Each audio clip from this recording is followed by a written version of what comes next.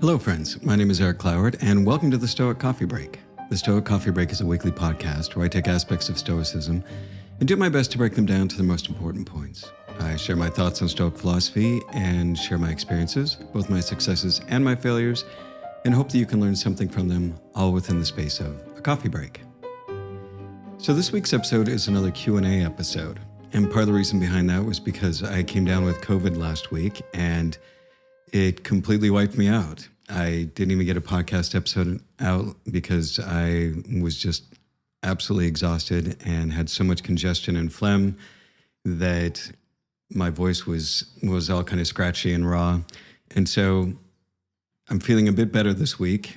Still feel under the weather. I took a test yesterday and it still came up pretty positive. So hopefully I'm on the mend. I feel like I am, but yeah, this is my first time having COVID. I've been pretty lucky of avoiding that so far. But I knew the odds were not in my favor that I would stay forever free from COVID. So this one doesn't seem as bad as what other people had, and I seem to be recovering fairly well. So let's get on with today's episode. So a number of these questions I got from listeners, from different comments. One of my listeners I had a conversation with yesterday over Zoom. And I just wanted to kind of pick a few questions that people have posted on social media. If you have any questions about Stoic philosophy that you would like me to answer, you can find this video on YouTube and post a comment underneath, and I will use one of your questions in my upcoming Q&A episodes, or you can just find me on social media and respond to one of my posts and ask a question, send me a DM, whatever you like. So let's get on with the questions for today. So the first question that I kind of want to address, it was more of a comment that was on one of my previous episodes where I talked about friendship. And somebody had mentioned, well, who has time for friendship? That as if it's a luxury to have friendship. And I responded back, trying to be direct, but not try to be rude, but simply just saying, well, you have time for it. It is your choice what you do with your time. And if you don't want to spend that on friendship, that's really your choice. But I think that it's probably kind of a bigger thing in that we do have very busy lives. But with that, we also spend a lot of time doing things by ourselves that we could do with other people, that we could spend time with them instead of watching Netflix or, scrolling endlessly on our phone. What if rather than, sitting around at lunch on your phone, you called up a friend and said, hey, let's go grab some lunch? Or after work, you meet up for drinks somewhere. There's always time for friendship. And friendship is one of the most important things that we need to have in our lives. They've shown through different studies that the more friends you have over your lifetime, the close friendships that you have, the longer you live. So I was watching a podcast. It was Diary of a CEO, which has become one of my favorite ones with Stephen Bartlett. And he was interviewing Simon Sinek, and they were talking a lot about friendship. And he gave some really good advice on that. And one of the most important things that happens to us is that we don't make time for our friends, oftentimes because we don't feel like we're that close to our friends. And, we want to have close friendships. But the best way to have close friendships is to be a great friend. And I think that's something that's really missing in this. It's everybody thinks that friendship is hard to do and having close friends is hard to do, but we're all starved for friendship. So I really think about what you would like for a friend, what you would like in a friend, and try to be that for somebody else. And a lot of it is just being authentically you and finding people that you can be yourself around. But go out there, make that effort, because friendship is what makes life great. And if you don't have time for friends, then you really need to make time, because if you are too busy to have friends, then I think the priorities in your life are probably a little bit skewed, and maybe you're spending too much time at work or on things that aren't inclusive of other people. Next question. Can you be stoic and be religious? Yes. Plainly put, yes, you can be stoic and you can be religious. Stoicism is not a religion. Stoicism is a set of principles. It's a philosophy. It's a way to live your life in such a way that really can be adaptable to almost any religion if you want. And the Stoics themselves had a theology. And as I've been working on my book, I've learned a bit more about this. And they had this idea that there was a great creative and animating force within the universe that kind of managed all of the circumstances of our lives. And it's called the Logos. And this is what created the universe and what kind of keeps, the stars moving. It is what creates the events that happen in our lives. And the idea behind the Logos is that it's deterministic. It has a big plan for what is happening in the world, that everything that happens for a reason. But within that, you have free will to make choices with the deterministic things that come your way. So when life circumstances happen, when events happen, natural disasters, whatever you want to consider circumstances and events, you have free will within that realm to be able to make choices about what you want to do to respond to those things. You may not be able to control them, but you can decide how you want to respond to them. And for me, I'm not a religious person anymore. And like I said, I've talked about it many times on my podcast that I grew up Mormon and found that it just didn't fit me. I found that there were just a lot of things in religion that simply weren't true because the founder of the church made a lot of things up. And so for me, it was challenging leaving that because I've been taught my whole life this is the truth and this is how this is how life works. And that God would punish me if I left the church. But I found that for me, it didn't really jive with the type of person that I wanted to be. And so I don't practice any particular religious faith. Do I believe in a God? I'm not sure. I would say that I'm agnostic at this point. I don't have any proof that there is a God. But there are so many unanswered questions in the cosmos that I'm simply withholding judgment until I have better information. And so I can kind of follow along with the idea of the Logos with the Stoics because there is something. I mean, the fact that we have matter versus not having matter, the fact that life tends to build towards creation, even though there is also entropy, meaning that things over time lose energy and decay. So there's this interesting balance of, well, why does life naturally self-organize and come into creation? How do we have consciousness? What makes consciousness? There's so many questions that I don't know and don't understand, but believing in something larger than myself, that there is some type of creative force within the universe, is something that I think I could be okay with. But from what I've seen and having grown up very religious and them not being it, Stoicism doesn't really conflict with any religion. It's about being a good person no matter what. And its core principles are the core principles of many of the world's religions. So for me, I don't see them as being in conflict at all. So yes, in my opinion, you can be religious and be Stoic. All right. Next question. How do I find my purpose in life? Now, This is always a hard thing, and I think that young people probably struggle with this the most, but I think even people at my age struggle with it. That's something that I've been working on, and as I've been working on changing my career into becoming an executive coach, it's something that I think we're constantly doing throughout our lives, and we should be doing throughout our lives, is what is our purpose? And I think that it's going to change over time. But I think that there's this feeling that people feel like that once they discover their purpose, then they'll know what to do with their life and they will be able to just head towards that one goal and they will be happy. But the thing is it doesn't really work that way, at least in my opinion. I think that part of your purpose in life is to find the things in life that bring value to your life that you want to do. So there's nothing wrong with setting out in a direction to try and figure out what that is. In fact, that's part of the whole journey, is to discover what your purpose is. And I know it's frustrating because you want somebody to, just give you a test or to come up to you and have a conversation with you and tell you, you know what, this is what you should do with your life. And that for me kind of robs you of the experience and the exploration and the discovery process of getting in there and figuring out what it is that really works for you.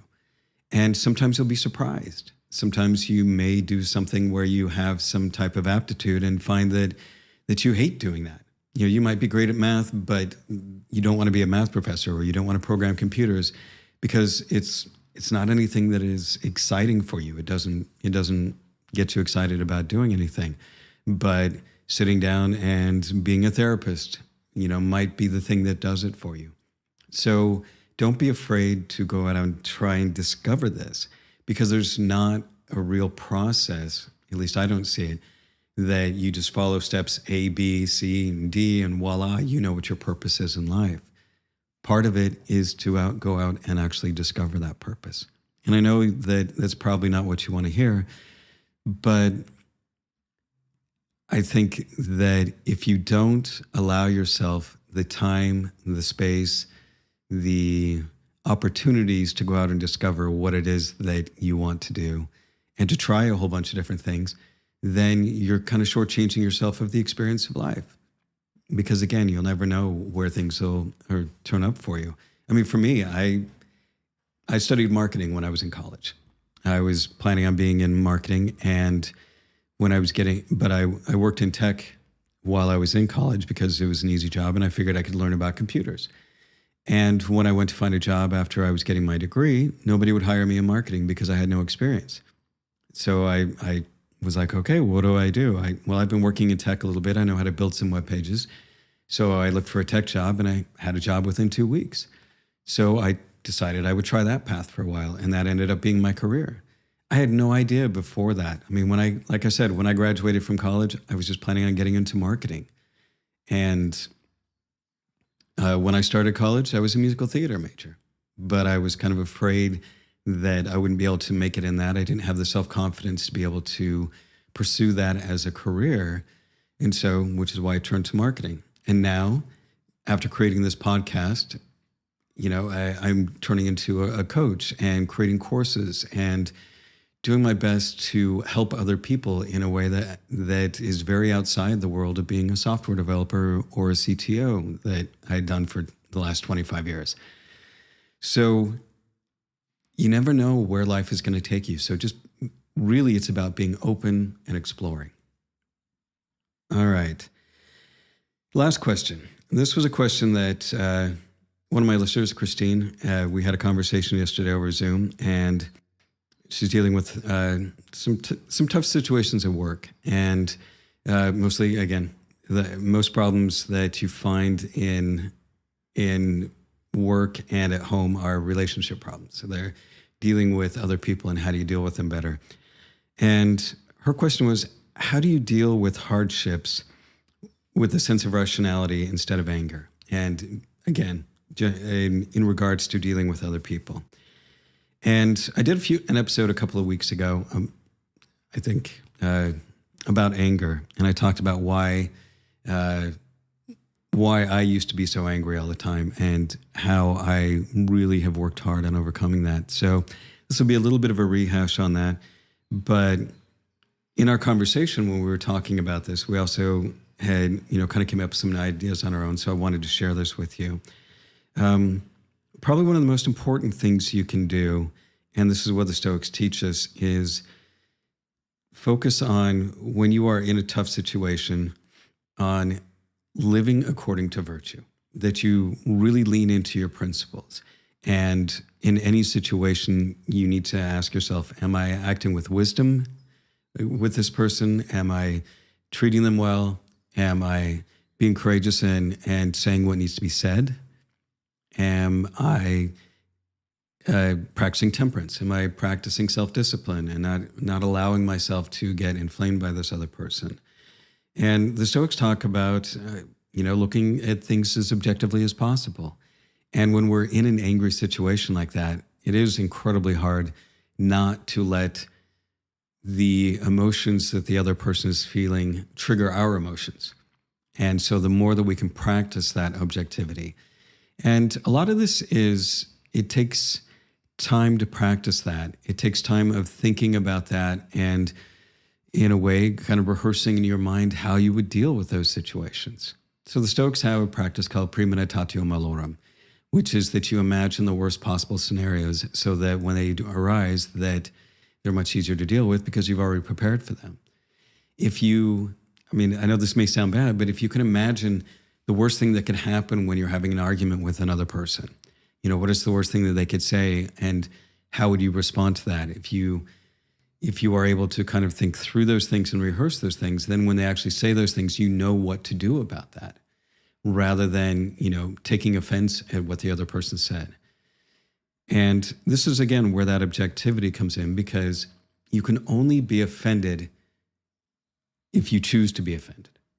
Meaning when somebody says something to you, if you broke it down to just purely objective, like the Stoics like to do, of breaking things down to their purely constituent components, like the smallest thing. When somebody says something to you, it simply sounds coming out of their throat.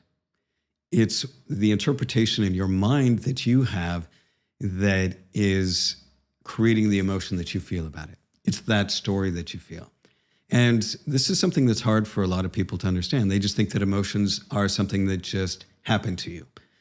But emotions are a result of the thoughts that you have in your head. And if you don't believe me that emotions are a result of the thoughts in your head, let's do a thought experiment.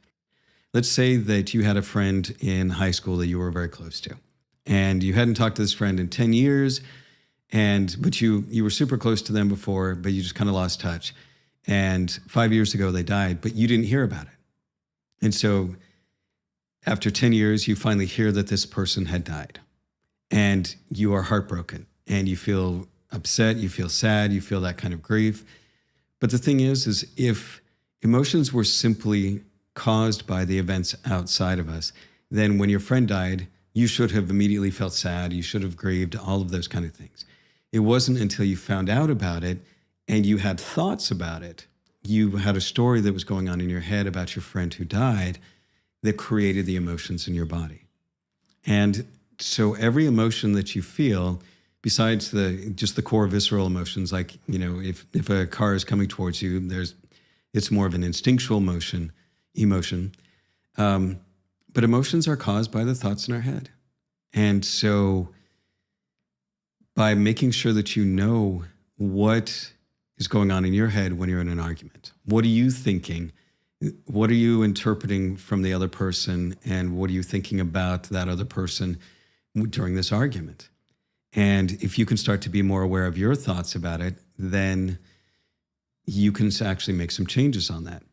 And one thing that Simon Sinek did, he gave this really cool exercise about how one time he was fighting with his partner, and they were both, saying, well, you did this and you did that. And they were, laying out facts, but they were fighting emotionally. And finally he had the wherewithal to kind of stop and say, wait, you know what? We're just throwing these things at each other. And you're spending all this time telling me where I'm wrong and you're right. And I'm doing the same thing to you. Why don't we switch that up? I will tell you everything that you are doing right and everything that I'm doing wrong. And by flipping the situation, it allowed them to kind of recognize some of the thoughts and things that were going on in their heads about each other. And by flipping it to where they were only allowed to say what the other person was saying that was correct, then it really diffused the whole situation. So that's one exercise to get to the nitty-gritty of what you're actually arguing about, and to make the other person feel heard. Because what you're doing is you're saying, this is what you said and this is right. This is what I said and this was wrong.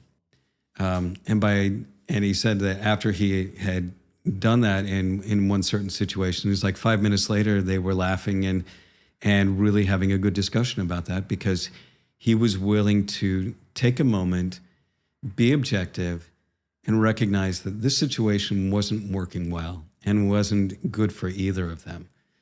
So that Stoic objectivity of being able to take a step back, try and look at the situation as objectively as possible, and choose a course of action rather than simply being reactive, is probably one of the best things that you can do. And this is why meditation, this is why constantly thinking about Stoic ideas, journaling about these ideas, and again, practicing that kind of premeditatio malorum. What would you say, or how would you feel if this other person you were arguing with said something really mean and nasty to you? Could you give yourself kind of an objective break and not take what they said personally? By practicing those types of things, I think that those really help you to move forward in making sure that you can turn the situation around and not be so argumentative with this other person, and maybe end up having a much closer and more productive relationship. So that's the end of this week's Stoic Coffee Break. As always, be kind to yourself, be kind to others, and thanks for listening.